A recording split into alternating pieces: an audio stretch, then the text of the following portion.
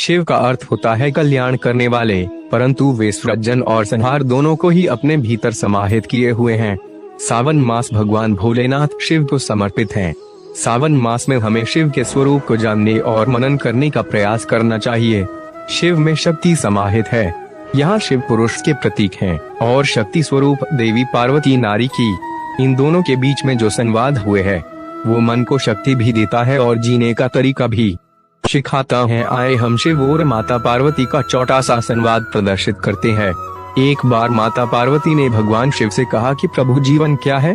शिव ने कहा, जीवन तो अनंत है, उसका यूं तो कोई अंत नहीं होता, पर प्रेम के बिना जीवन नीरस है।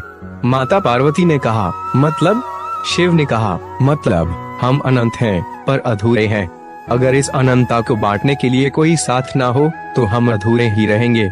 माता पार्वती ने कहा, जीवन की यात्रा क्या है?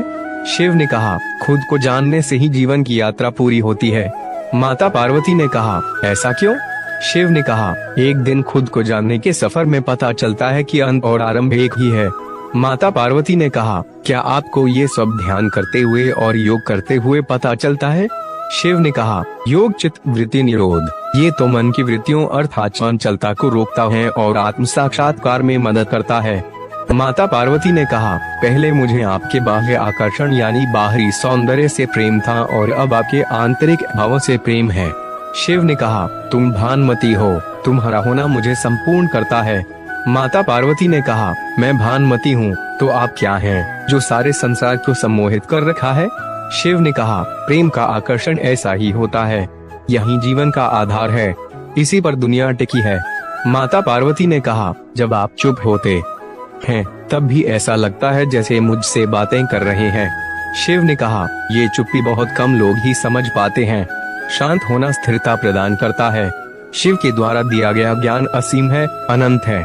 उनकी बातें गहरी और उनकी चुप्पी उससे भी गहरी है। शक्ति को अपने शरीर का आधा भाग बनाकर शिव ने स्पष्ट किया कि वास्तव में स्त्री की शक्ति को स्वीकार किए बिना पुरुष पूर्ण नहीं हो सकता। आपको ये संवाद पसंद आया हो तो लाइक